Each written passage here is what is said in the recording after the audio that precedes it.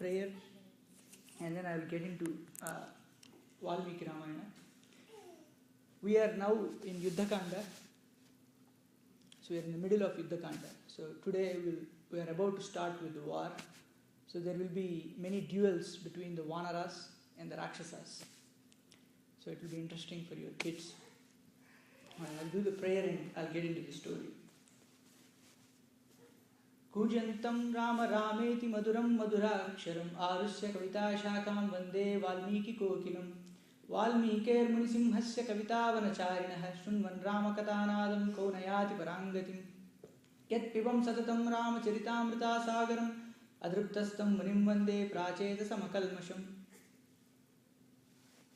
Goshpadi Krita Varasam Masaki Krita Rakshasam Ramayana Mahamala Ratnam Vande Anilatmajam Anjananandanam Veeram Janaki Sokanashanam Kapi Samakshahantaram Vande Lanka Bhayankaram Amishikritam Artandam Goshpadi Krita Sagaram Trinikrita Dasagrivam Anjaneyam Namamyaham Ullanghya Sindho Salilas Salilam Yasokavahnim Janakatmajayaha Adaya Teneva Dadaha Lankam Namamitam Pranjali Ranjaneyam Anjaneyam Atipadalananam Kanchanadri Kamaniya Vigraham Parijata Sarmulavasinam Bhavayami Paumananandanam Yatra Yatra Raghunatha Kirtanam Tatra Tatra Katamastakanjalim Bhashpavari Paripurnalochanam Marutim Namata Rakshasantakam Manojavam Marutitulya Vegam Jitendriyam Buddhimatam Varishtam Vatatmajam Vanarayudhamukyam Sriramadutam Sirasanamami Yakkarnanjali Samputaiha Rasamyak Pipatyadarat Valmikir Vadanarvindagalitam Ramayanakyam Madhu Janma Vyadi Jara Vipatti Maranaihi Atyanta Sopadram Samsara Sahvihaya Gacchati Puman Vishnor Padam Syasvatam Tadupakata Samasa Sandhi Yogam Samamaduropanatardha Vakyabaddham Raghuvara Munipranitam Dasa Sirasaschavadam Nishamayadvam Valmiki Girisambhutanam Ramasagaragamini Punat Bhuvanam Punyat Ramayanam Mahanadi Slokasara Samakirnam Sarga Kallola Sankulam Kanda Grahya Mahaminam Vande Ramayanarnavam Veda Vede Parevum Sijate Dasaradatmajam Vedaha Pracheta Sadasit Sakshad Ramayanatmana Vaidehi Saitam Suradramutale Aime Mahamandape Paryasta Agarudhupadi Lalite Karpura Dipojwale Sugrivangal Jambavat Parirutam Saumitrina Sevitam Leela Manusha Vigraham Raghuvaram Ramam Bhajeshyamalam Meghasyamam Mahabahum Stirasatvam Dridavratam Kadadrakshamahe Ramam Jagatasokanasham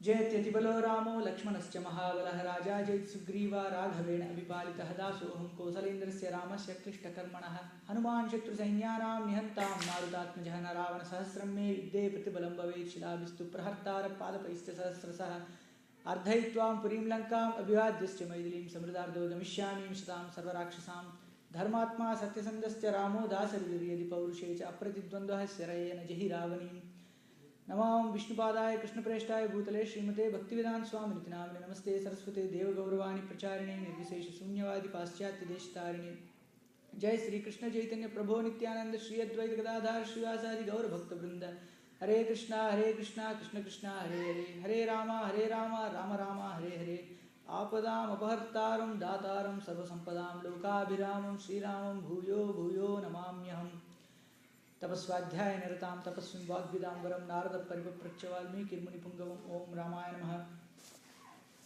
So, I mean by the time we do the prayer, a lot of people will be gone. But anyway, I had to do it. So last week we have stopped exactly where the duels between the demons and the Rakshas and the monkeys was about to start. Rama was located on Suvela mountain at that time. When he was stationed on the Suvela mountain, he saw Lanka, which was as if it was hanging from the heavens, because Lanka had skyscrapers, and they were all well lit with oil lamps at that time. So the entire city was just like any other modern city. When you look at it in the night time, it was glittering with all the lights. Similarly, Lanka was also glittering with all the lamps. And Lanka was stationed on Trikuta hill, Trikutachala. So it looked as if the skyscrapers were going upwards with all their lamps. It looks as if the Lanka was hanging with chains tied. The skyscrapers looked like as if they were chains. And that's what Rama saw. And then he saw well laid out gardens, well laid out streets, and many crores of demons infested in that Lanka. And Vibhishana came forward and said, "My dear Lord, I have sent my spies, my associates, Anala, Panasa, Sampati, and another associate, 4 associates of Vibhishana. They all flew over Lanka in the disguise of birds, and then they saw what was going on in Lanka." So Vibhishana narrated, "My lord, my associates went in disguise and have found out this. Ravana has ordered Prahasta to guard the eastern gate, and Indrajit to guard the western gate, and Mahodara and Mahaparsva the southern gate. And Ravana himself, following Sukha and Sharana, he wanted to fight the battle at the northern gate, while Virupaksha guarded the central fort of Lanka." So then Rama was happy with the news, and then Rama also designed a strategy to fight Ravanasura. Rama said, "Nila, the foremost of the monkeys, will fight and guard the eastern gate. And then the southern gate will be guarded and fought by Angada.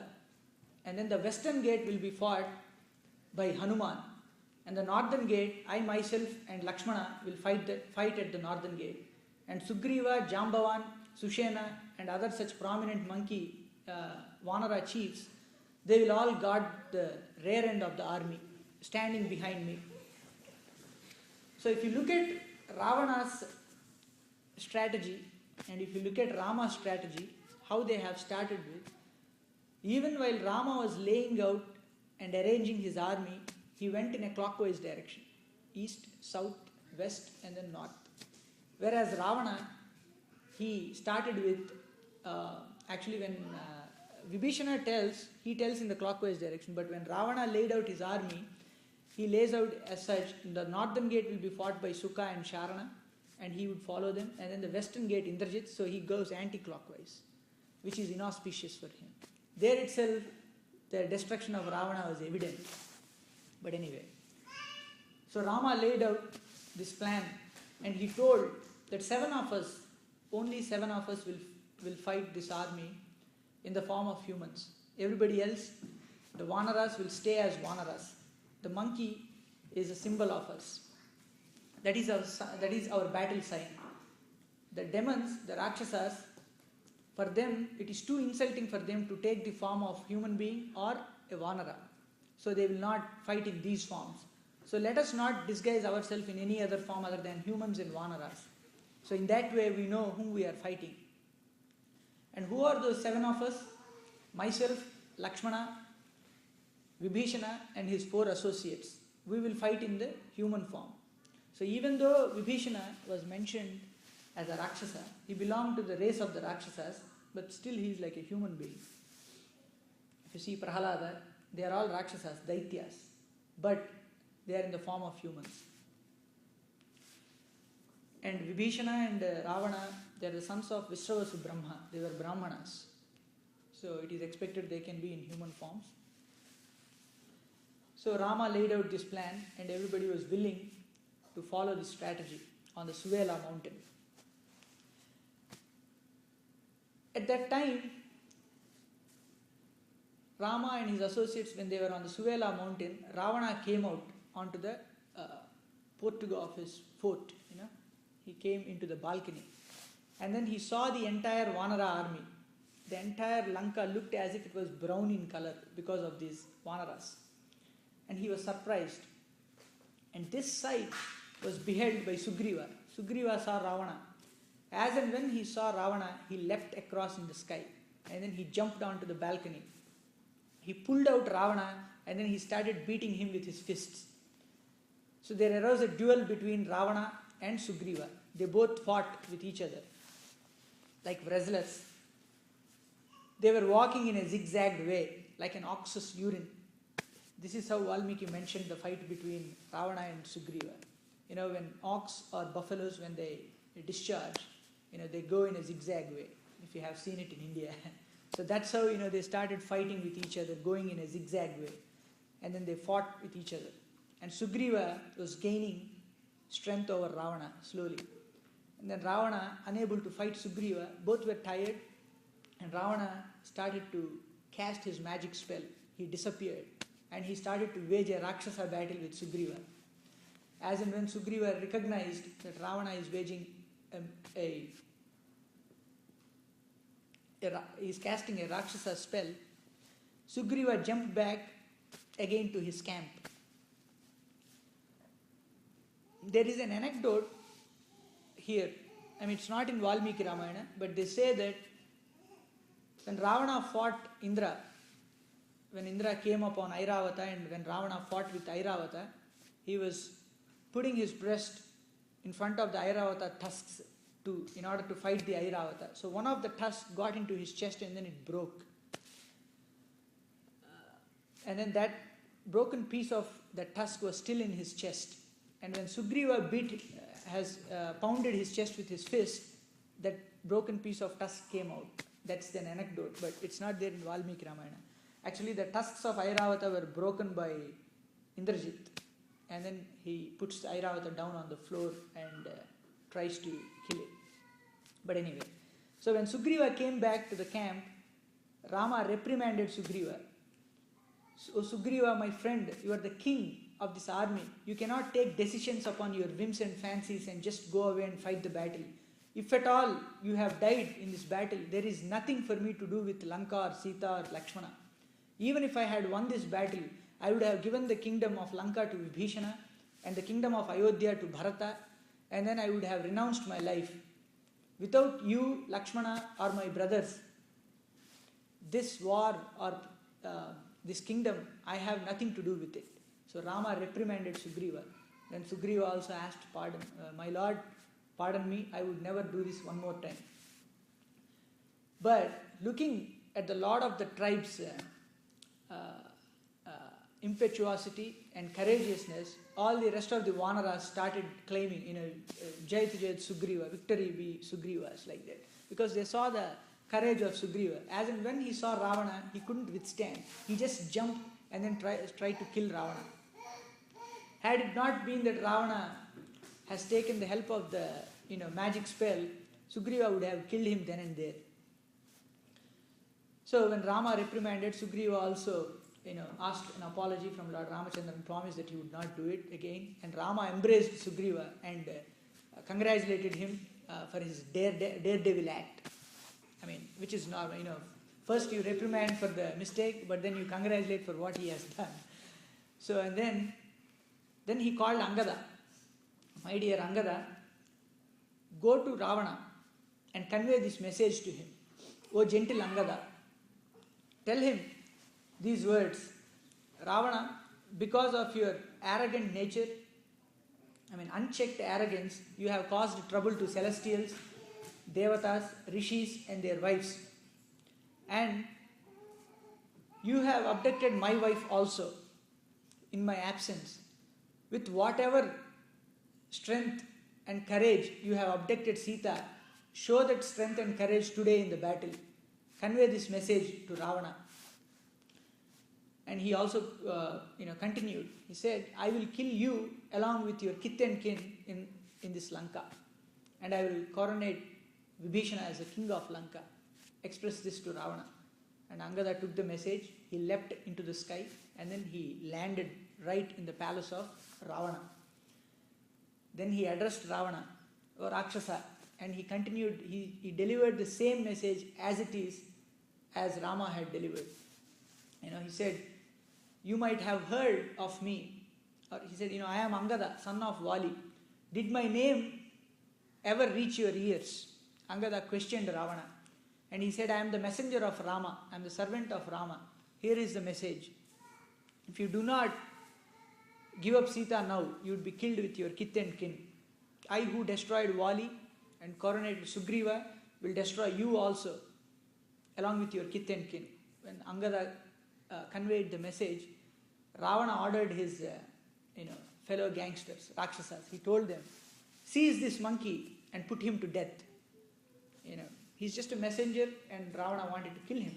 Now Vibhishana is also not there to correct Ravana.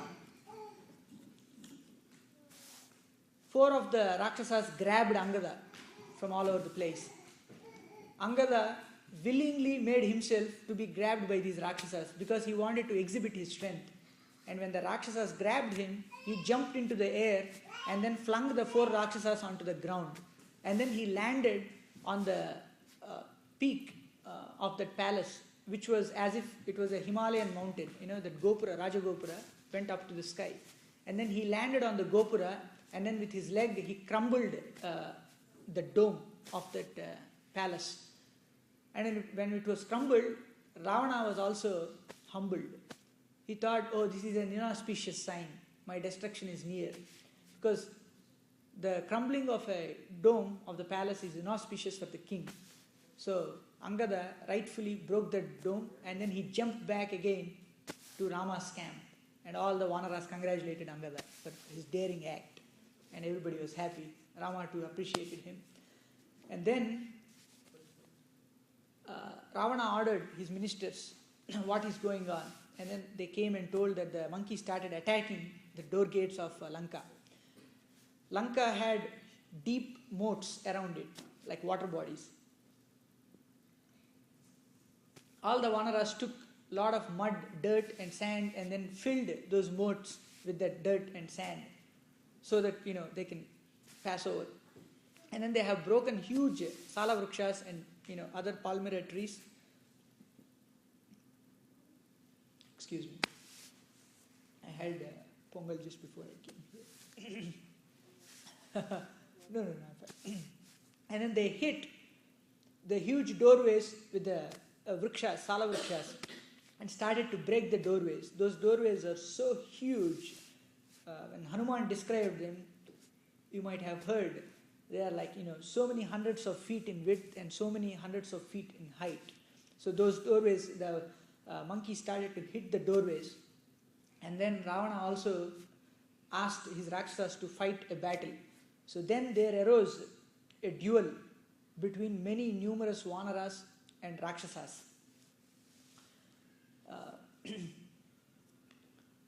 Neela fought with Nikumba, and then Vajramushti fought with Mainda, and Rasmiketu, Agniketu, Yagnashatru and Yagnakopa, they 4 attacked Rama. Lakshmana fought with Virupaksha, Sugriva fought with Pragasa, Sushena fought with another demon. Like that, there were many duels that arose between the Vanaras and the Rakshasas. Nala, who is the son of Viswakarma, with his fist, he killed Vajramushti. Vajramushti, the name translates in English to diamond fist. That fist is as hard as a diamond. That was his name. That was the name of the Rakshasa. But with his fist, Nala was able to pound him to pulverized dust. He killed Vajramushti. And Lakshmana tormented Virupaksha. Sugriva, with a Saptaparna tree, he killed Pragasa. And Rama, with his 4 arrows, cut off the limbs of Agniketu, Rasmiketu, and Yagnakopa, and the other Rakshasa also. He cut off all their hands with his sharp arrows. And all the Rakshasas started running away. And Angada fought with Indrajit. Actually, it starts with Angada. First with the youngest one. Valmiki starts with the youngest of the warriors. Angada fought with Indrajit. Indrajit is also the youngest on the other side, son of Ravana.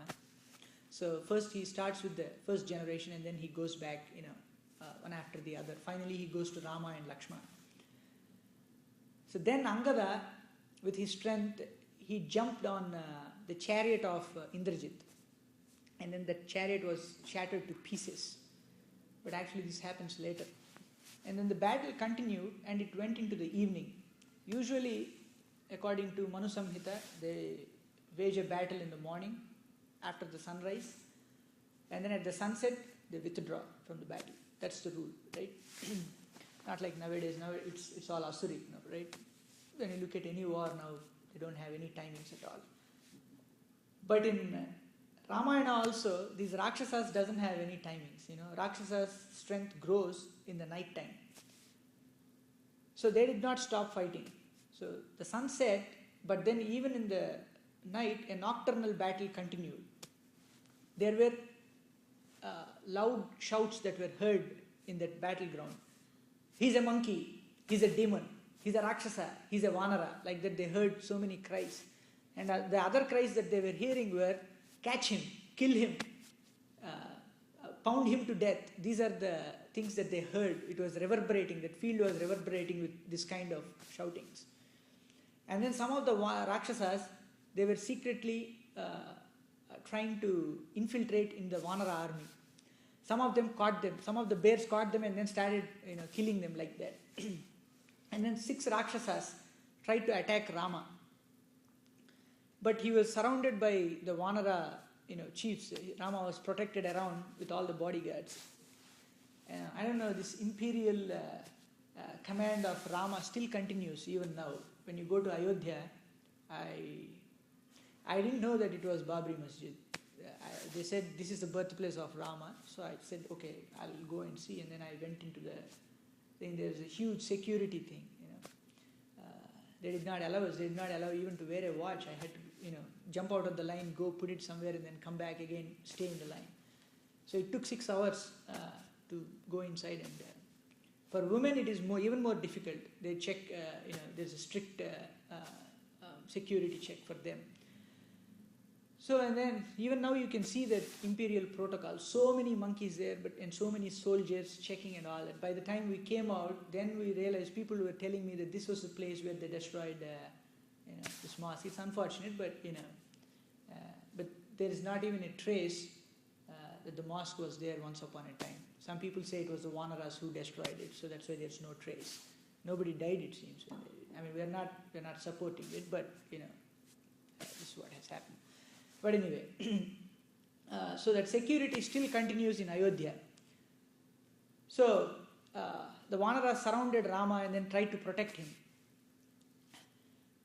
Then there was a nocturnal battle. Then Rama with his arrows drew away Vajradamshtra, Mahodara, Mahaparsva, Sukha, Sharana, these Rakshasas. The other Rakshasas, Agniketu, Rashmiketu, they are all now injured and then they are dead almost. But these other 6 Rakshasas, Rama drew them away. And then Angada jumped onto the chariot of Indrajit and then demolished it. And Indrajit jumped out and then he became invisible. At that time, all the celestials, everybody appreciated Angada. And all the Vanara chiefs, everybody came and congratulated Angada. This is a very interesting episode to read in Ramayana. That whenever you read, Angada killed this Rakshasa, he was congratulated by the Vanara chiefs. It's very funny to read, time and again. Hanuman destroyed Vajradamshtra with his club or something, and then he was congratulated by Sushena and so forth. It's very, very interesting to go, step by step. So, when Angada destroyed the chariot, all the Vanaras surrounded him and appreciated the prince. Angada was the prince of Kishkinda, so he was appreciated for his, and he was told that he was an efficient warrior. Efficient warrior. Even in those days in war, they look upon efficiency, how many people you have killed within so less a time. So Angada was appreciated. And then Indrajit became invisible and then started shooting arrows on the entire army. And Rama could not see him. Even Lakshmana could not see him. It is clearly written in Ramayana here that unable to withstand the power of Rama and Lakshmana, Indrajit took the guise of, he became invisible and started fighting like a coward. It is clearly written. We see some supporters of Indrajit, right? Some fans of Indrajit, even nowadays, they come and say, oh, Indrajit, he's so powerful, he put Rama and Lakshmana also to bed, like that, They feel proud, supporting these bad and shameless rascals, right? We see all those things. But Indrajit was a coward. he became invisible and started fighting. He was powerful, no doubt, but he doesn't have any morals. Vibhishana also says that. But anyway, we'll continue. So Indrajit, when he started shooting arrows, Rama ordered 10 of his Vanara chiefs, go in all the directions and search for this Rakshasa Indrajit. Rama did not scold him. But then Hanuman, Sushena, and 10 more Vanaras, Dvivida, Mainda, Gavaya, Gajaksha, Gandhamadana, Sarabha, Rishabha, all these Vanaras, they went in the 10 directions and started looking for Indrajit. And then they came back and they said they couldn't find him. He is invisible. But by that time, Indrajit has already started destroying the Vanara forces. And he also shot many serpentine arrows on Rama and Lakshmana. And they also fell down. And Rama also, he left his bow, his golden bow, he flung it, which fell within arrow's distance from him. And then Rama fell down, and Lakshmana also fell down within an arrow's distance of Rama. He also left his bow, and both of them were on the ground.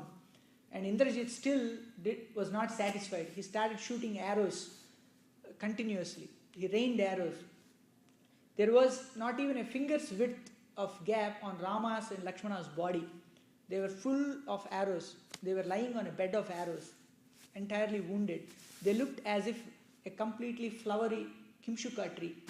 There's a tree called Kimshuka. When it flowers, it has red flowers all over the place, So their entire body, whenever you hit with an arrow, it opens up like a flower, right? Your skin pops up like a flower.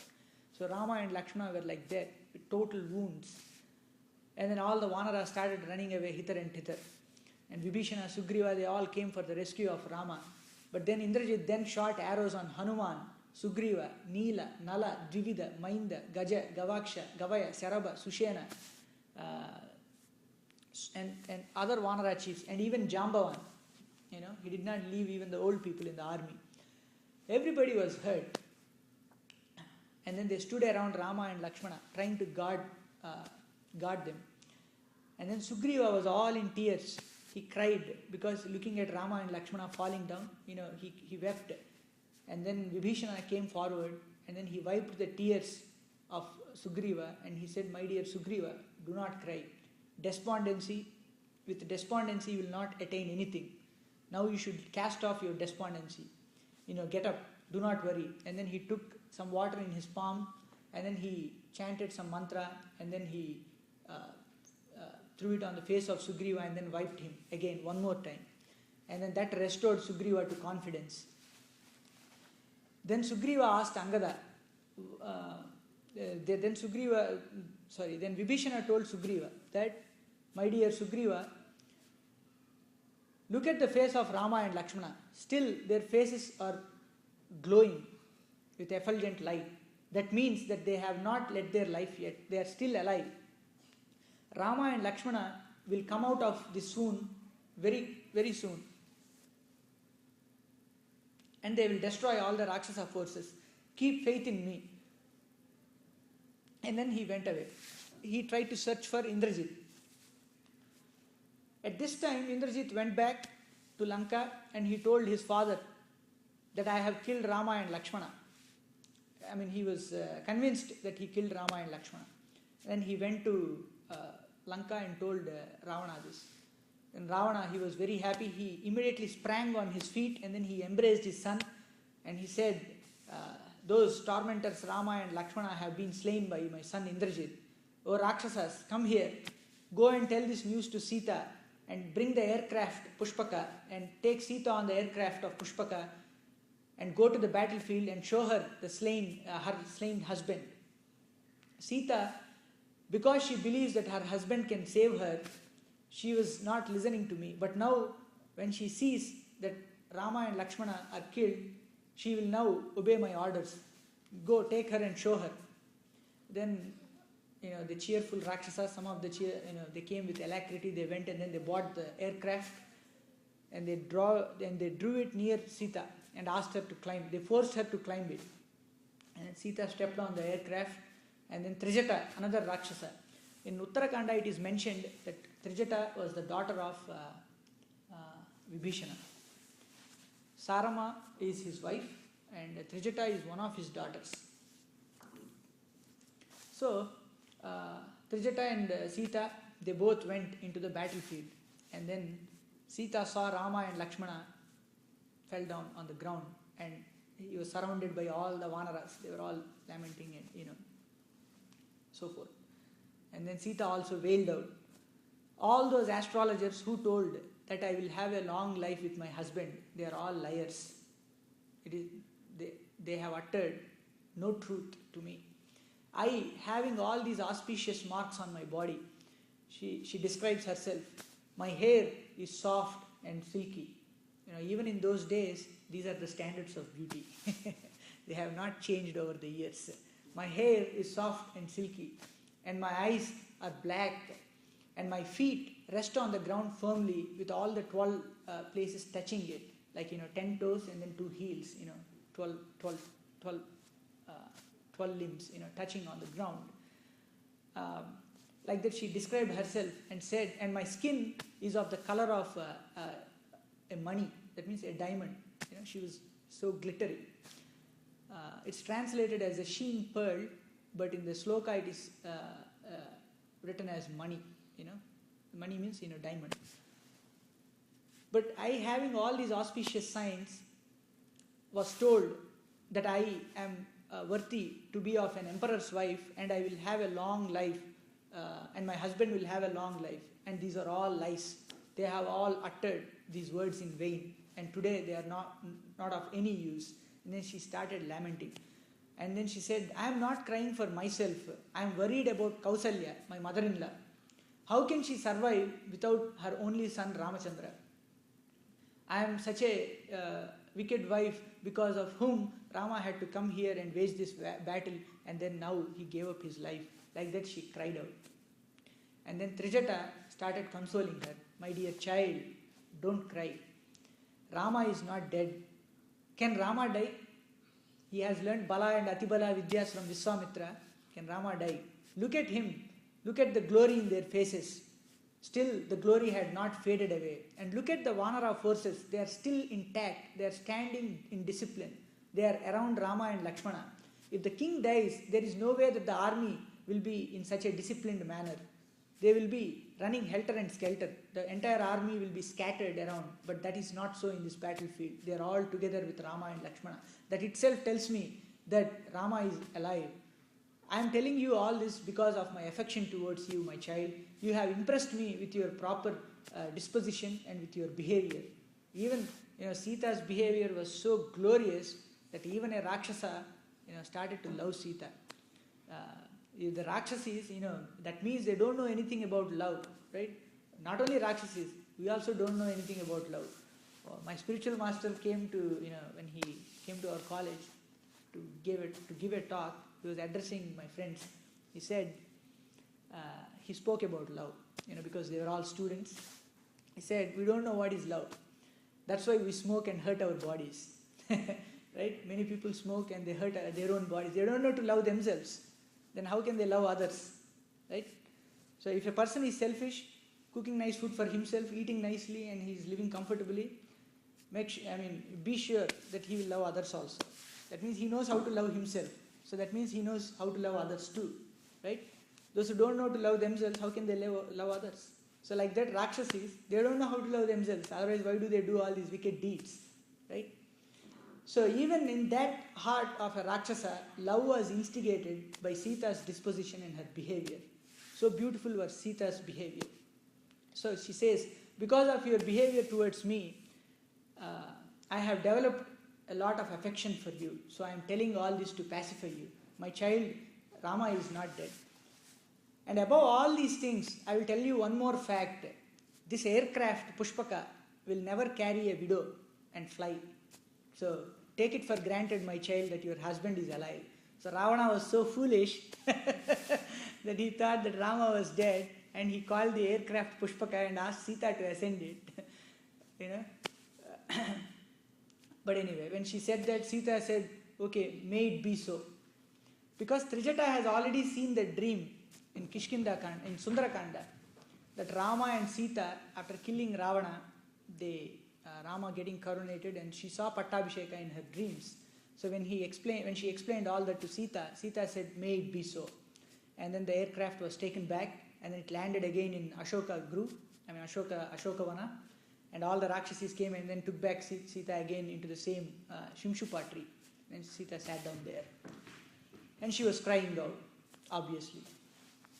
And then meanwhile, Vibhishana came back again into the camp, and all the Vanaras, they started running away, thinking that Vibhishana was Indrajit.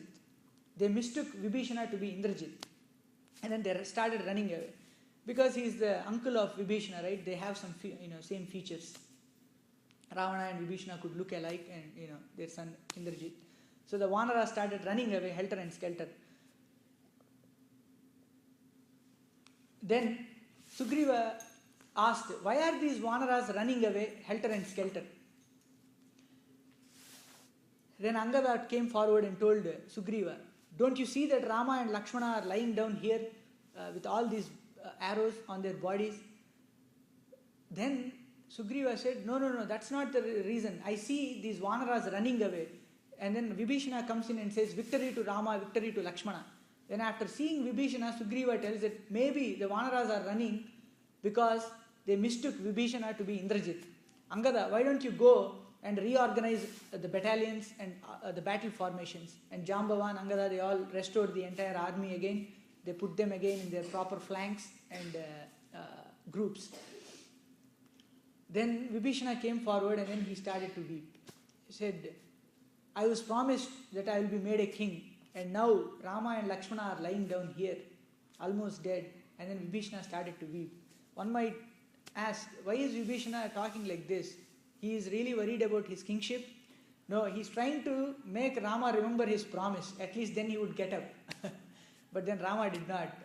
Rama slowly got out of the swoon, and then he saw Lakshmana lying next to him. And then Rama also cried out. He said, oh Lakshmana, you have followed me to the forest. Now you are lying here. I could not protect you. What answer can I give to Sumitra? He cried out, what can I tell my brother Bharata? How can I answer them? He says even Kaikeyi's name. What can I say to Kaikeyi if she asks me, what have you done to Lakshmana? So one would wonder, why is Rama bringing back, Kaikeyi? Kaikeyi might say, I sent you to forest hoping that you will protect your brother and wife, but now you have come like this. She can say that. So Rama is saying, how can I answer Kaikeyi? How can I answer Kaikeyi? When Rama said that, and then he continues, he says, I can get a wife like Sita in some other country. Rama tells this. But where can I get a brother like Lakshmana? I cannot get one like Lakshmana. So many Matajis get angry on Rama for this. How can he say that?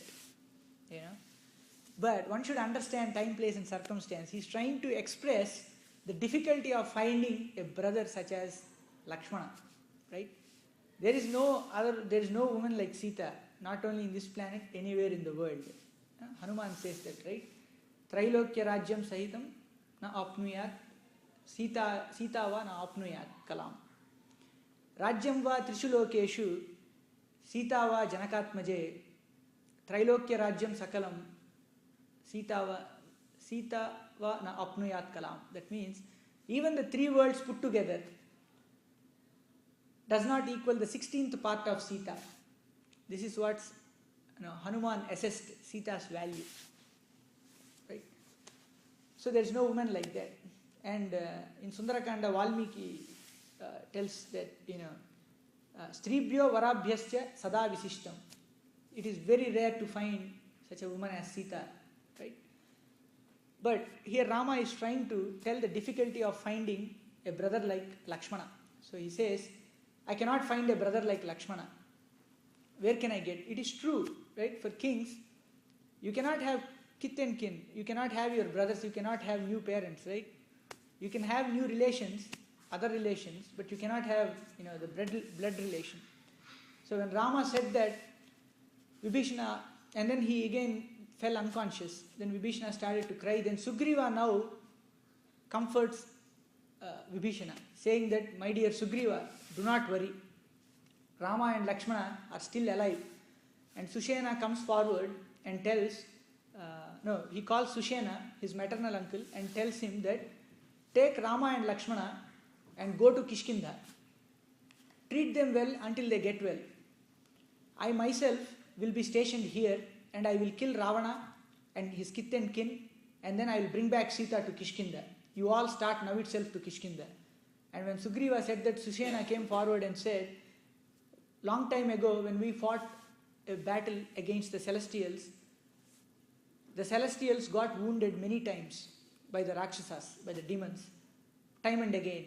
But then Brihaspati bought some herbs called Sanjeevani Vishalyakarani, and he enchanted them with some other mantras and he revived them.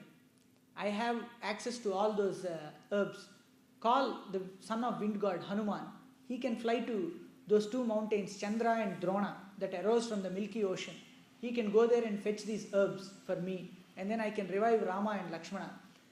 And as and when he was saying this, there was a huge gust of wind, and then the trees were breaking up, and the entire ocean started to swirl. The ocean waves were disturbed because this wind was caused by the flapping of the wings of Garuda. There arose a huge and mighty bird which was shining like another sun in the sky. And then there appeared Garuda. As and when Garuda came there, all the arrows that were binding Rama and Lakshmana, they were in the form of serpents. They started to flee away. And then Garuda landed. And then he came there and then he touched Rama and Lakshmana carelessly, like that. And then Rama and Lakshmana immediately woke up. And then their wounds were all healed. Garuda embraced them. And then their wounds are all healed. Rama and Lakshmana, they were revived back to normal health. Then Rama asked Garuda, who are you? When I see you, my heart, I don't know, some kind of strange happiness is enveloping my heart, as if I have seen my own father, Dasaratha, and also my grandfather, Aja.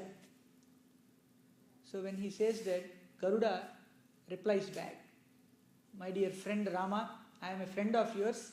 You know me very well, but I will tell you at the appropriate time. We will meet again. We have a long acquaintance. Saying so, Garuda takes leave. He asks him, now if you permit, I will go back. Now with your strength, you can kill Ravana and all his kith and kin. You will get back Sita. This I can foresee right now clearly. My dear friend, now grant me leave, I will go. So Lakshmana and Rama embraced Garuda, and then Garuda flew away as he came. So like this, Rama and Lakshmana were revived. Should we continue? So what about the Sanjeevani Bhuti? No, Hanuman did not fly at this time. He will do it again. He will fly 2 more times, but not at this time. So should we continue? Okay. So when Garuda went away, Rama and Lakshmana got up and they were back to normal health. And all the Vanaras started a loud clamor. They started blowing kettle drums, beating kettle drums and then blowing conch shells. And then they started attacking Lanka one more time. This time Ravana ordered, he asked, what is it that is causing these Vanaras to roar loudly? And they told Rama and Lakshmana, they are now back to normal health. Then Ravana was worried. He says, if Indrajit's arrows cannot defeat these 2 princes from Ayodhya, that means we are in trouble. Ravana recognizes it at once. Then he orders Dhumraksha to go and fight the Vanara armies. So Dhumraksha comes out of the western gate. Unfortunate for him, Hanuman was stationed at the western gate. So Dhumraksha came out. And then all the Rakshasas started fighting with Vanaras. The Vanaras tore trees apart and also some of the mountain peaks and then started flinging them against the Rakshasa army. Many Vanaras, Rakshasas, they died. Dhumraksha himself took up a bow and arrow and started shooting arrows on the Vanaras, and then he scattered them. The Vanaras started running helter and skelter, and it was time for Hanuman to intercept Dhumraksha. And then Hanuman came and then he took up a Salavruksha and then threw it on Dhumraksha. Dhumraksha with an arrow sliced that Salavruksha, and then those pieces of the tree fell down on the ground as heap. Then Hanuman jumped on his chariot, and then he broke the axle of the chariot, and the horses were dead, and the charioteer was killed. Dhumraksha jumped out of the chariot, and then he took up a mace, and he started running towards Hanuman. Hanuman teared a peak, and then he threw it on the head of Dhumraksha, and then the peak crushed Dhumraksha to death, and then Dhumraksha died. All the Rakshasas, saddened by the death of their leader, they ran away back into Lanka to report the news to Ravana. And then the Vanara chiefs and then the Vanara soldiers, they all jumped towards Hanuman, and then they congratulated him. And then Hanuman felt delighted. And then again, Ravana won't learn his lesson very soon, right? He's so stupid. We attack Iraq, and then we attack Afghanistan, and then it keeps on. Libya. There's no stop to the war, right? Then Ravana sent Vajradamshtra. Vajradamshtra means one with a diamond, tooth that are as hard as diamonds. Vajradamshtra. He came out. Let's see what happens to this fellow. So Vajradamshtra came from the southern gate. Actually, the southern gate itself signifies the abode of Yama. And then he entered the abode of Yama. Obviously, Angada is more than the Terminator Yama. Then Angada was stationed there. Unfortunate for Vajradamshtra. Vajradamshtra came. Actually, I forgot to tell you. When Dhumraksha came out of the western gate, as and when he came out in the chariot, he put down all the lances, maces, golden shafts, everything, all the weapons, and then he came out of the western gate. Immediately a vulture landed on the chariot, which is inauspicious for Rakshasas. If a vulture lands on your chariot, that means you are certain to be dead. So, but now, Vajradamshtra also came down from the southern gate. Another vulture landed on him. Actually, there was a rain of blood at that time in Lanka. Even that is inauspicious for a person waging the war. One might be thinking, is it true that there could be a blood of rain? A rain of blood? Yeah, last time I told this example. In Kerala, there was a rain, they call it the blood rain. It was red in color. It has some kind of red impurities in it, some kind of bacteria or something. There could be, red rain. It can be possible. And also, the sky, vulture means, actually, it was an eagle, it was not a vulture. They translated it as vulture, but in the slokas, it is written as gridram, that means eagle. Vulture means, it's called, it's a scavenger. Usually you see them in the deserts, eating buffaloes and dead animals. It doesn't have feathers on its neck.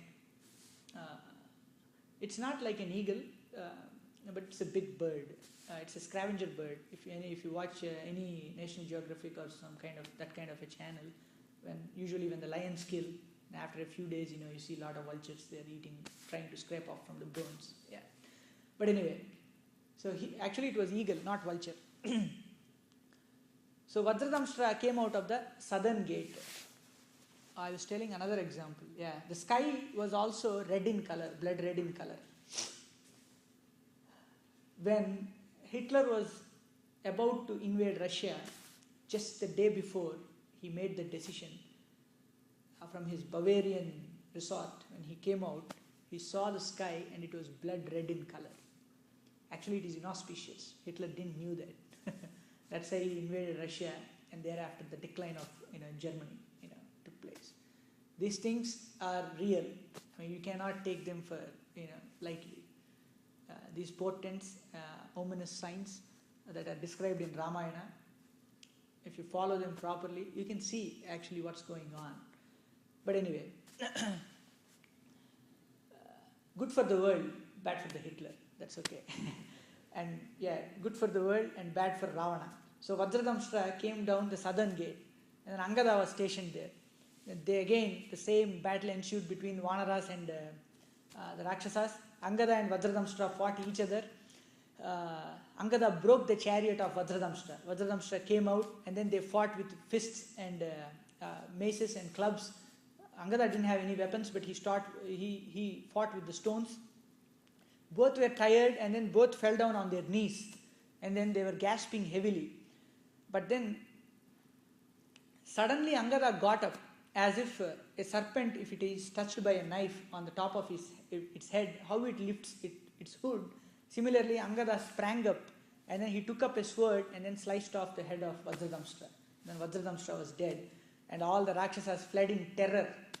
They were terrified at the raise caused to the Rakshasa dynasty, and then they ran towards Ravana to convey the news.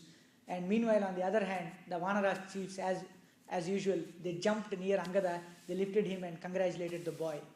And then that's a happy ending.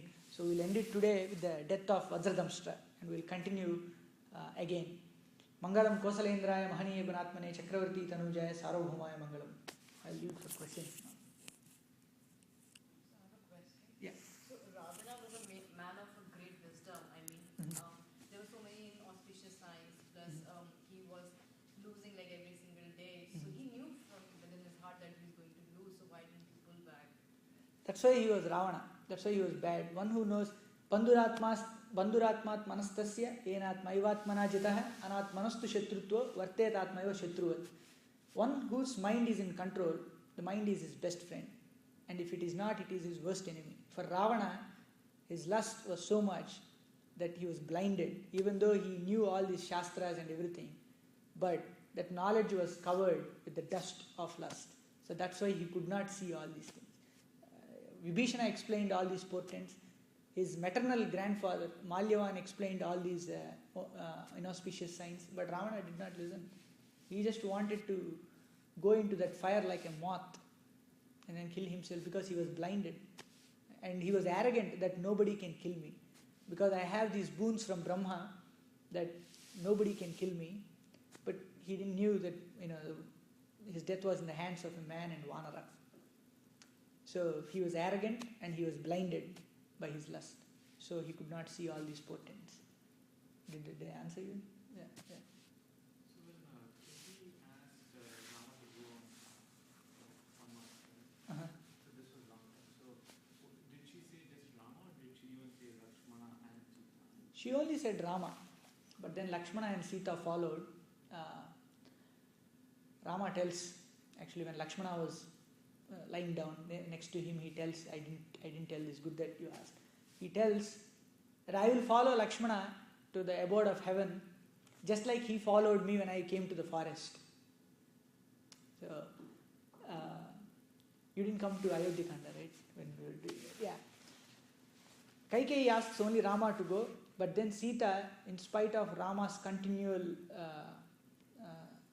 objection, still, that objection was overruled by Sita, and then she followed Rama. And then by the time, Rama agreed for Sita's departure along with him, he turned around and then his feet were caught by Lakshmana. He said, if you leave me here, I'm going to die. He said, all right, go tell your friends and come. So Lakshmana also left. So like that they followed him. They could not leave him. And within 3 days after Rama left, Dasaratha left his life. So Dasaratha followed Rama in spirit. Yeah, he left his body. Yeah. Any more questions? Yeah. So probably like we have the symptoms in Ayodhya, we see for the Ayodhya symptoms from this side. The same way do we have any historical events, any histories found for the Lanka? Like For Lanka? yeah. Lanka island is there. Ayodhya city was there, but for Lanka, the mountains are there. The Suvela mountain and some other Trikuta, all these mountains are there. And then there are some places where they say this is where Sita was kept. There is some waterfall. Recently I've seen some photographs being forwarded by people that this is the garden of Ravana, but that is not true. One of the gardens that they showed was Hampi. It is not in Lanka, but it is near Bangalore. So they don't know that. So yeah. The bridge is still there. The bridge is still there. Yeah, the bridge is still there. Yeah, and the bridge can be seen clearly in the photograph, as if in the sand. If you in the water, if you pour sand, the sand settles down, right? Like this. So similarly, you can see in the aerial pictures that the bridge, is built. Yeah. But in Lanka, if all the cities are there or not, the cities I don't know, but the mountains are there. So that's the part of Sri Lanka. Yeah, I mean the Lanka was in Sri Lanka. Yeah, in Sri Lanka. Yeah. And Lanka was 80 yojanas in width and 160 yojanas in breadth. I mean length and breadth. Yeah, 80 by 160. Yeah, it was a big city at that time. It was on a plateau of Trikuta. So Trikuta was not just a mountain; it was like a plateau. It was an elevated thing. So it was so huge. And there are some mounds. People say that on these mountains, whatever herbs they get on these mountains in Lanka, they can be used for medicinal purposes. They say that this mound was dropped from Sanjeevani when Hanuman bought the Sanjeevani Parvata. A mound of it, a stone of it fell down, and that became that mound. And still they can see. And one more, it was dropped near Tiruchendur in Tamil Nadu. Yeah, even now they have on that mountain they have some good water and also some herbs, medicinal herbs still. Yeah. Where did he actually go for that? He went to Himalayas. And Drona and Chandragiri. Those are the two mountains on which they had these medicinal plants. And looks like these medicinal plants are self-luminous, that they can emit light, but they can disguise themselves when they see an intruder. So they will switch off their light so that they don't attract attention from the visitors. When Hanuman went, they withdrew their light. That's why he could not find them. Yeah. And he also thought forward, like, they told me 4 herbs, but they might require some more things, so let me take the entire thing. Yeah. Why should we be stingy, in our service? He had that strength, so I can pick up the entire mountain. Why should I just take it? Yeah. So like that. Yeah. The other question I had was, Vibhishana used to openly kind of go to Rama's camp and goes back to Ravana's camp. How come he avoided, kind of being called by Ravana? No, he did not go to Ravana's camp. Well, he was stationed in Rama. Yeah, he was stationed in Rama's camp itself. He was going around to search for Vibhishana, for Indrajit. Yeah, he did not go to Ravana's camp. Once he came from there, he did not go. Or even before the war, he defected to Ravana. Yeah, he rejected Ravana, and then even before the war, even before building the bridge, Vibhishana came and took shelter of Rama. Yes, Yeah. So, yeah, he tells, right, Tyaktva putramsya dharamsya raghavam sharanam gataha. Means I have renounced my wife, my friends, my property, my relatives, and now I am taking shelter with Rama. His wife and all the relatives were Still in Lanka. Yeah. Soham parishitastena dasavacha avamanitaha tyaktva putramsya dharamsya raghavam sharanam gataha. I was insulted and humiliated by my own relatives and kith and kin. Now I have rejected all of them and came here to take shelter. Right? One would think Vibhishana is too naive. Who would go and say, everybody rejected me, so I am here, right? Everybody would present themselves as, I am very much important to my family, but still I rejected them to impress you. They say like that to make new friendship. But Vibhishana was very honest. He went straight forward and said, I am rejected by everybody and I was insulted. I came for you. It was straightforward. There was no hiding at all. And that's how you have to go and make friendship. We don't have to pose ourselves to be something, right? Yeah. And he was still a Rakshasa by birth, he still had the characteristics. Yeah, he was only Rakshasa by birth. Throughout the history, there are many great noble souls that were born in Rakshasa race. And similarly, there were occasional lapses on the demigod side also, on the Devatas. If you see Prahalada, Bali, they are all Rakshasas, right? But Krishna says among the Daityas, I am Prahalada. Like among the Rakshasas, I am Prahalada, Krishna says. But Bali was a brother of Sugriva, and Sugriva was No, Vali was the brother of Sugriva. Yeah. Bali Chakravarti. He is the grandson of Prahalada. Prahalada's son was Virochana. Virochana's son was Bali. Yeah. So Bali was also one of the Mahajanas, right? So there were Rakshasas who were good, and there were Devatas. Occasionally there were lapses in their character. But for most of us, like, the general crowd take the Rakshasa actions for granted. So even though they do wicked things, we don't find fault with them.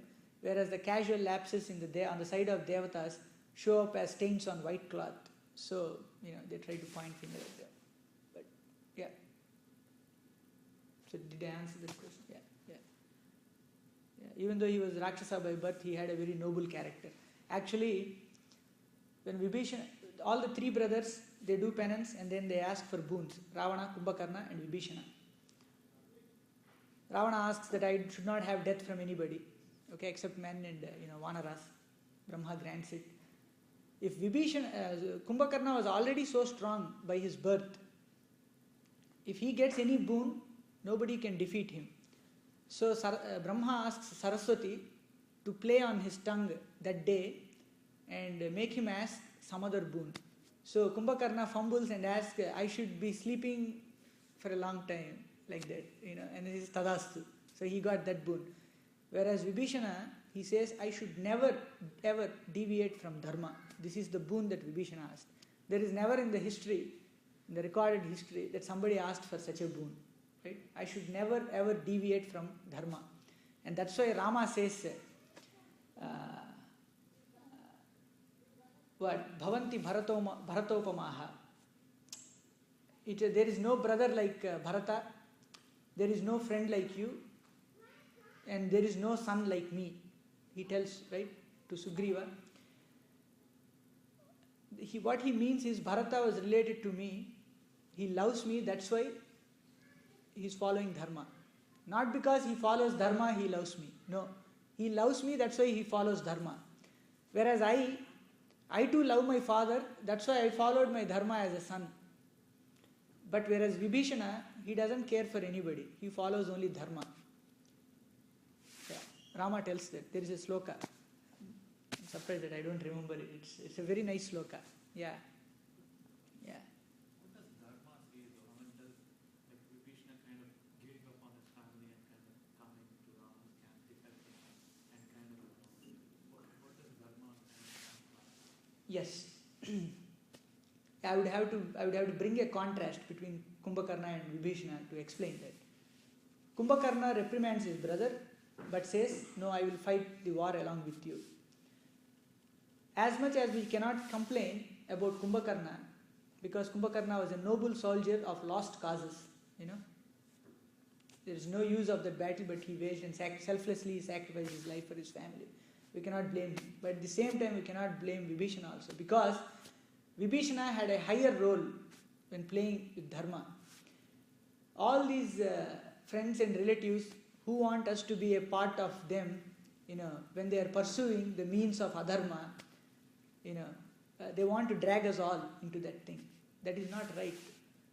You have to do what is right, what the right thing is. So that's what Vibhishana does. If we blame Vibhishana, that means our concern for dharma is weak. Right? Just because my family member is doing it, it doesn't mean that I should follow him.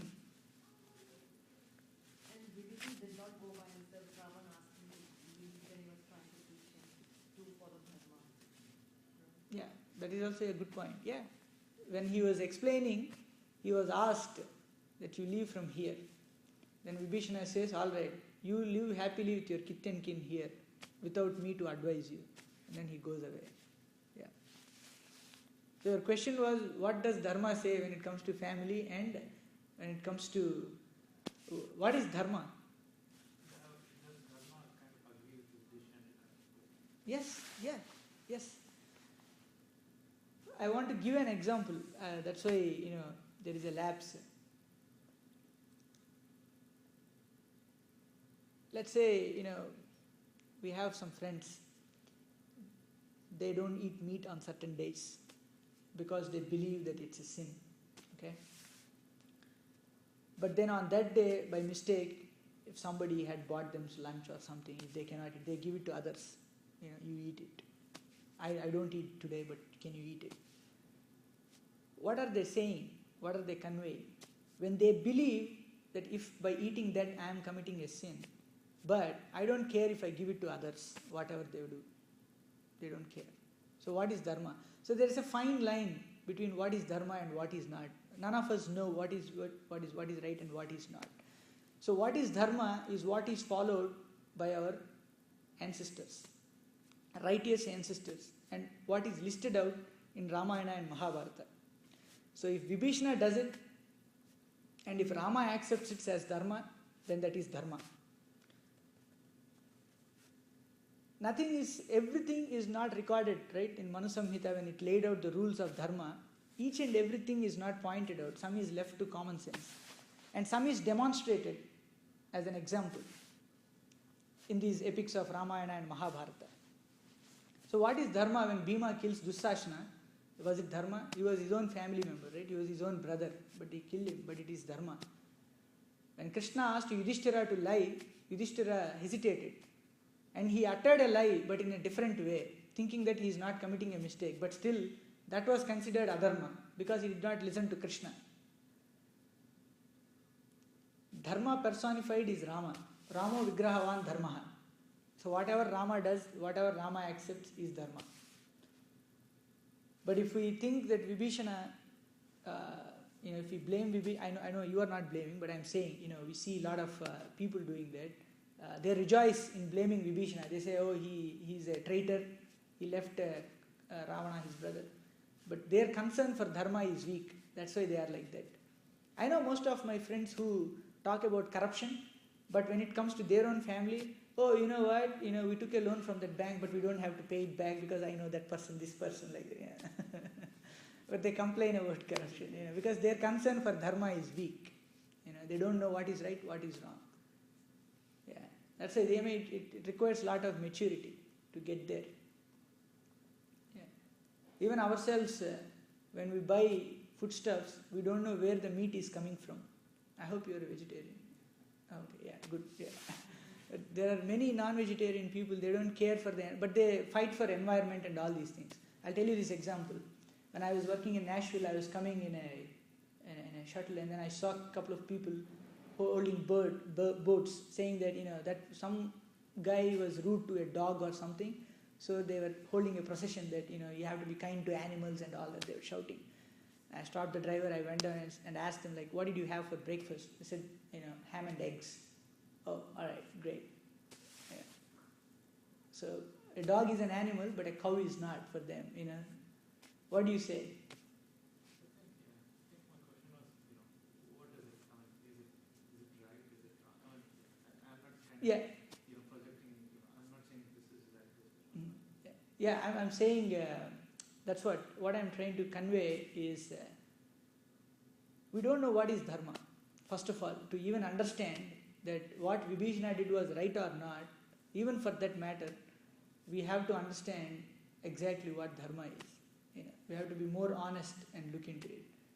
Yeah. Obviously, rejecting a family member who is pursuing bad means, it's good. We don't appreciate any family member if he is doing good. We try to correct him. Vibhishana did that, but he was rejected.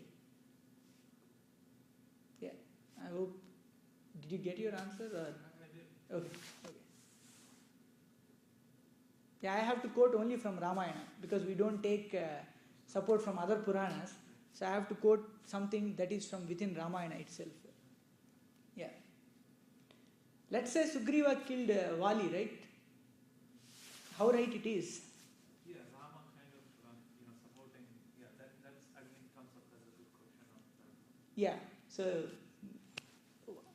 Rama did not kill him from behind a tree, but that's another issue. But is it right to kill a brother like Sugriva? Yes. A brother like Vali by Sugriva? Yes, it is correct. Because Vali usurped the wife of Sugriva. A brother is like a son, and the wife of his brother is like his daughter-in-law. But then he usurped the wife of Sugriva. That is very, very wrong. And such persons, in Manu Samhita it says they can be killed right away. Rama quotes to Vali that you, after committing such a heinous crime, you are eligible to be killed. You don't need any explanations. You can be killed right away. So he says that. Yeah, so it is right. And Vali had made a pact with Ravana. So they both, if Ravana gets a woman, that means Vali got a woman. If Ravana gets money, that means Vali got money. If Ravana gets kingdom, Vali gets kingdom. Like that they made a pact. Okay, I don't attack you. You can have your outpost beyond my kingdom, Kishkinda. That's all right. So Ravana had an outpost, Janasthana, and then they were doing all kinds of nonsense. And Vali was a part of it. So he can be killed. Yeah, it was dharma, can kill a bad brother. Rama was fully aware. Yeah. Yeah, he was 32 years old. He was 25 years old when he left Ayodhya. And then by the time he lost Sita, I think it was almost 13 years. So it was around 38 years. By the time itself, his fame was spread all over the country. And Vali himself tells that Kulinaha Sattvasampannaha Tejasvi Charitavrataha, that you know everything. Whatever you say is right. Vali himself agreed that who can argue with you? You talk like Brihaspati. Whatever you say is right. Please forgive me. So Vali himself accepted. But some of the fans of Vali are still roaming around. They don't agree. I hope you... Yeah. So killing Vali was also justified. It would be nice if you read Ramayana rather than me trying to convince, because you cannot convince anybody, right? They have to understand themselves. For most of the questions, the best answer is I don't know. And I always say that. If somebody asks a question, I say I don't know. Because that's what people want to hear. And they like it. And there's no shame in accepting, I don't know. Because we don't know. And I'm just like you, trying to read Ramayana, and I'm just an unsuccessful bachelor trying to make ends meet. So, I'm not a realized saint or something, to answer all the questions. So we all have to read Ramayana and find our answers there. Yeah, I didn't know the background behind Vali's behavior. Good that you explained that. Yeah. Not the right thing. Yeah, that was there. Yeah. See, that's what the first question I asked people was, do you know Ramayana?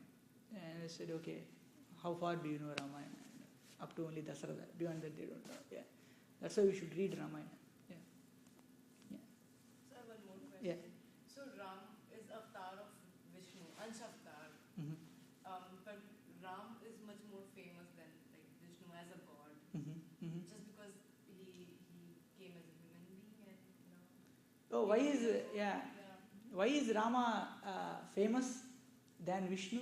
It's a wonderful question. Why is Rama famous? He's just a part of Vishnu, just an Ansh avatar of Vishnu, not like... No. We cannot say he was... Even though Ramayana says that Vishnu Ardham Mahabhagam, it doesn't mean that a part of Vishnu. When he was born, Valmiki describes Vishnu Ardham Mahabhagam Putram Ikshvaku Nandanam.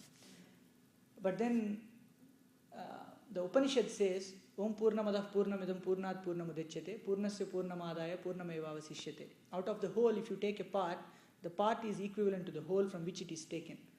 And in spite of this part being taken out of the whole yet remains the whole. So that's the principle. Infinity minus infinity is infinity. So like that, you cannot say that he is part of Vishnu. Even though he expanded himself as Rama Lakshmana Bharat Shatrugna, still he remains the same. We cannot say he's... That's why he is that's why he's the Lord. Like a mother's love, if she has one child and if she has another, it doesn't mean that her love split and became 50-50, right? It's 100, right? No matter how many children she has, it's always 100. So like that, he was Vishnu himself. But why is he famous than Vishnu? Is because, I'm not trying to answer, I'm trying to guess. Why is he famous? Just like I'm trying to question myself. Why is he famous? Because he took part with all our struggles, with all our, with our pain and glory, and he caused happiness to everybody. There are different aspects of the Lord, right? in one aspect he came as Varaha. He killed Hiranyaksha. Nobody likes Varaha, right? I mean, they worship him, oh Varaha, but that's it. Oh, all right? They don't worship him much. He came as Narasimha. They worship him. They like him too. But why is Rama more famous than all these avatars? Is each avatar has its own quality. Krishna is also avatar. Yeah, I don't want to say that, but it will bring up a big controversy. But Sri Vaishnavas agree that Krishna was an avatar of Vishnu, but the Gaudiya Vaishnavas, the followers of Prabhupada, and the Gaudiya and Chaitanya Mahaprabhu, they say that Krishna himself manifests as all these avatars. In Brahma Samhita it says that Ramadi Murti Sukala Niyamena Tishtan Nanavataram Akarod Bhuvaneshu Kintu Krishna Swayam Samabhavat Paramapumanyo Govinda Adi Purusham Tamaham Bhajami. Govinda is the Adi Purusha, Tamaham Bhajami, we worship him. So there are different references, so the Gaudiya Vaishnavas, if they want to establish Krishna as the supreme, they take references from Brahmavevarta Purana and Brahma Samhita. But if the Sri Vaishnavas have to establish, they take Padma Purana, Ramayana, all these things. In Ramayana it says Vishnu is the supreme. Everywhere it is clear. It says Vishnu is the supreme personality of Godhead, and from whom, everybody, Vishnu appeared as Rama.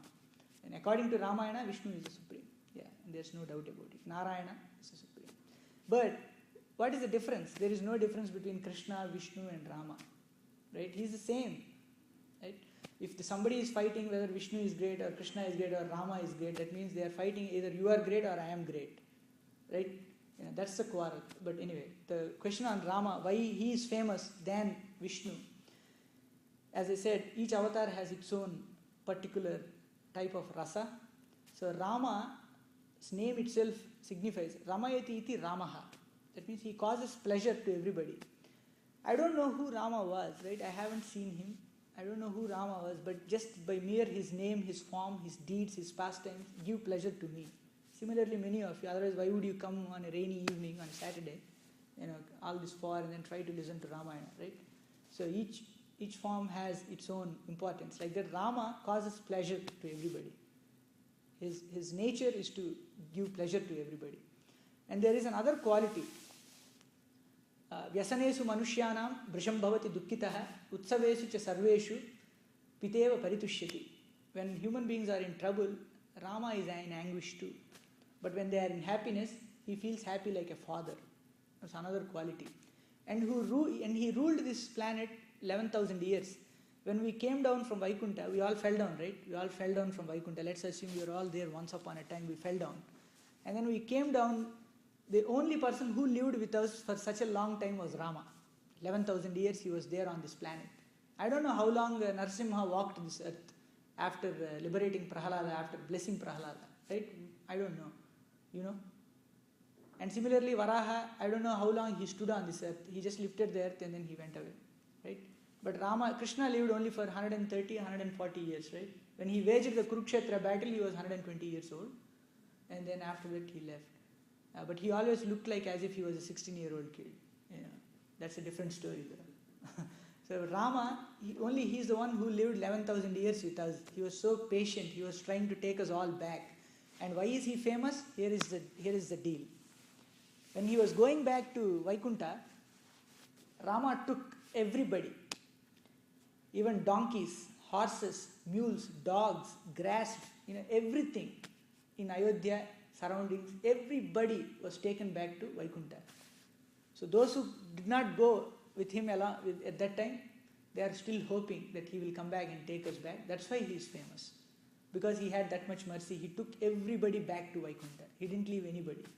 But he blessed Hanuman, Vibhishana, Jambavan, Dvivida and Mainda to stay back, to spread the glories of Ramayana. Other than that, he took everybody back. That's why people like him. And that's why he is famous. And above all these things, he is Sitapati. He is the husband of Sita. Sita is famous for her chastity and for her beauty among all the three worlds. Because Sita married Rama, he is famous. Just like, in our street, my father's name is Venkateswarlu, but he is never called as Venkateswarlu. He is called as Janaki's husband. Right? Because my mother was famous in that street. And then when I was born, my mother was called Krishna's mom, not, Janaki. because I was famous than my mother. So like that, when you are famous, then that's why Sita was famous. Now if you ask me why Sita was famous, Sribhyo Varabhyascha Sada Visishtam. I mean, I don't know, there are so many things to say about Sita. Yeah. And he had famous servants like Hanuman, Sugriva, right? No servant in this in the history is as famous as Hanuman, right? Can you name one? Who is a servant? Still he is famous. Who stole the limelight of the show? Nobody, right? In Mahabharata, who is a servant of Krishna? Arjuna, but I don't think he is as famous as Bharata in Ramayana. Yeah, Bharata is famous. Yeah, that's why I am saying Rama has many famous servants such as Bharata, Lakshmana, Hanuman, Vibhishana. Everybody loved Rama. Ramayati iti Ramaha, because he gives pleasure to everybody. That's why he is famous. Yeah, did I answer? Yeah, there are several qualities. Also because of his morals, Prabhu, that's why he called Maryada Purushottam Ram. Yeah, Maryada Purushottam, yeah, because he doesn't cross his boundaries. So that's why he is called Maryada Purushottam. That is his title given to him, Maryada Purushottama. Yeah, he is Purushottama, not just Maryada Purushottama, he is Purushottama. Yeah, but because he doesn't cross his boundaries, he is called Maryada Purushottama. His qualities are innumerable. He is same as Vishnu, but still he is more famous than Vishnu. Just like your father, let's say he is a superintendent or some president of a country. But as a president, he is not loved by anybody. He is, pointed at, right? But when he comes home, he is a loving father. He is famous as your father, but not as a, some other. So as Vishnu, he is the maintainer of the worlds. But as Rama, he is our protector. He is our Lord. He came and took all the troubles that we underwent. He liberated us. He came in this form. Though we don't see that Vishnu himself coming as Rama, but because we see Rama directly undergoing all these troubles, fighting for us, we love him. Because it is evident in front of our eyes. That's why we know him. We remember him. Yeah, there are so many things. These are esoteric questions. These are very tough. Stump the Swami questions, as Ramapal Maharaj said. Very, very tough, but, I try to quote as much. I always consider questions as an opportunity to speak the glories of the Lord. Right? It's not about answering, because I cannot answer anybody. The answers, they have to get it from, themselves. Right? So, here it's an opportunity to glorify the Lord and His qualities. So if you ask why is Rama famous, I can go on with the Ayodhya Kanda's first chapter. Sahi Rupa Upapannasya Viryavan Anasuyakaha Bhuma Vanupamaha Sunuhu Gunair Dasaradopamaha Sachanityam Prasantatma Mridupurvantu Bhashate Uchyanopi Parusham Na Uttaram Pratipadyate Kadanchid Upakarena Krite Nekena Tushyati Nasmaratyapakaranam Shatamapi Atmavattayaha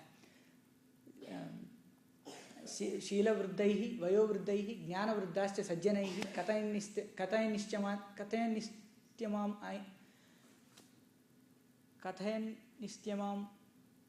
ऐनित्यम् अस्त्रयोगा अंतरेष्वपि.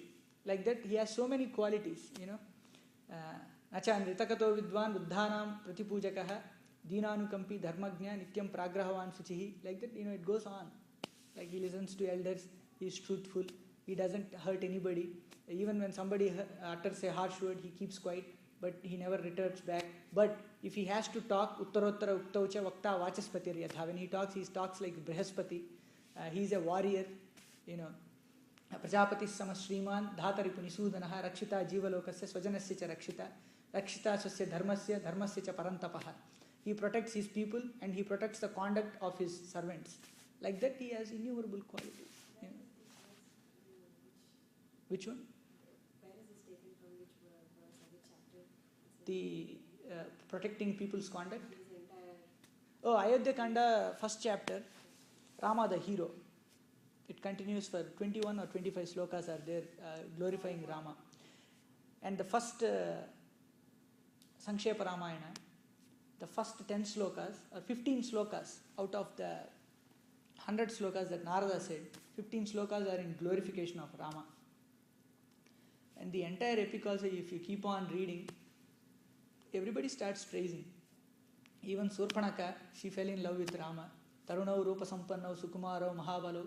Padmapatra Vishalakshav, Pundarika Vishalakshav, Krishnaji Nambaradharinav. Yeah, like that she also worshipped Rama. Even Ravana himself was astonished by his grace and beauty. When he came to war, one time when Rama was shooting arrows, he was astonished and then he fell down on the chariot unconscious. Then when his charioteer took him away, he scolded him, he reprimanded him. I was watching the glory of Rama, you took me away.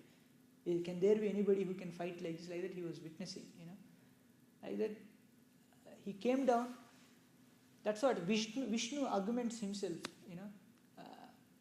in Vaikuntha, everybody is equal, right? Everybody has 4 hands, everybody wears Shankha, Chakra, Gada, like Vishnu. They are all very similar to Vishnu. There everybody has the same qualities, everybody can do almost the same type of things. But when he comes down to earth, now he has got the liberty. There he cannot cross and exhibit more qualities than the other Vaikuntha beings. But on earth he can be unlimited again, right? So here he displays more qualities and more proximity and saulabhya. More, you can approach him very easily, very accessible. That's why he is more famous than Vishnu. Yeah. Ravana was troubling us and Vishnu came as Rama, so we like Rama, but we don't know about Vishnu.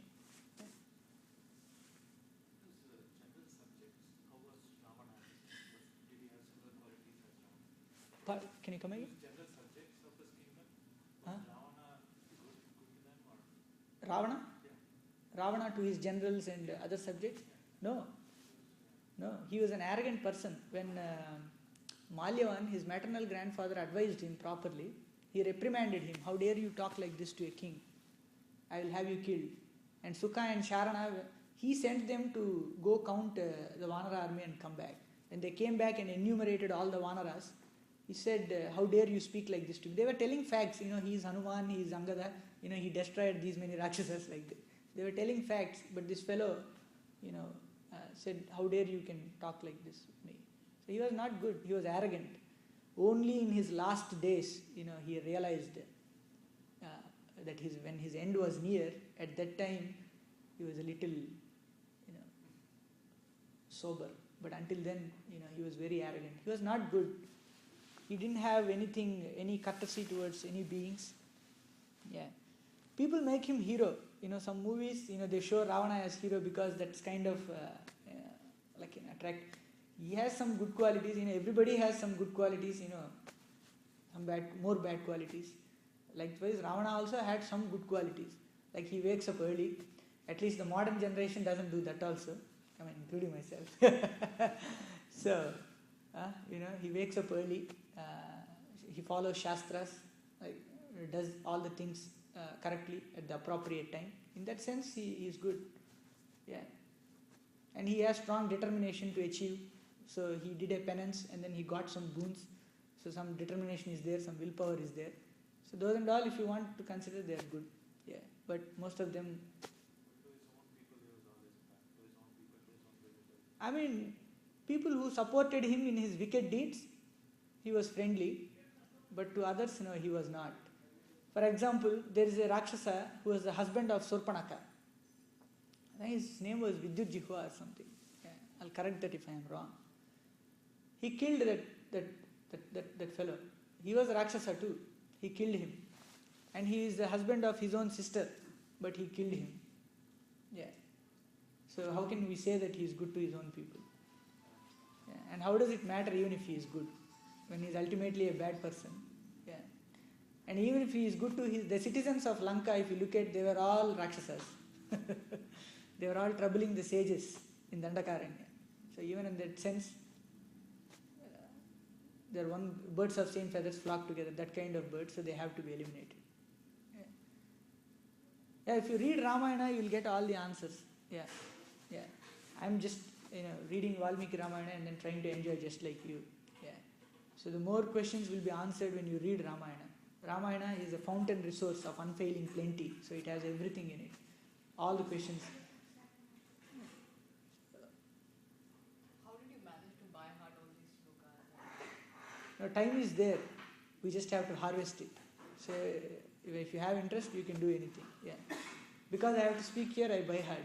And also if you have interest, you'll manage to do that. Yeah. Interest. Yeah. Hare Krishna.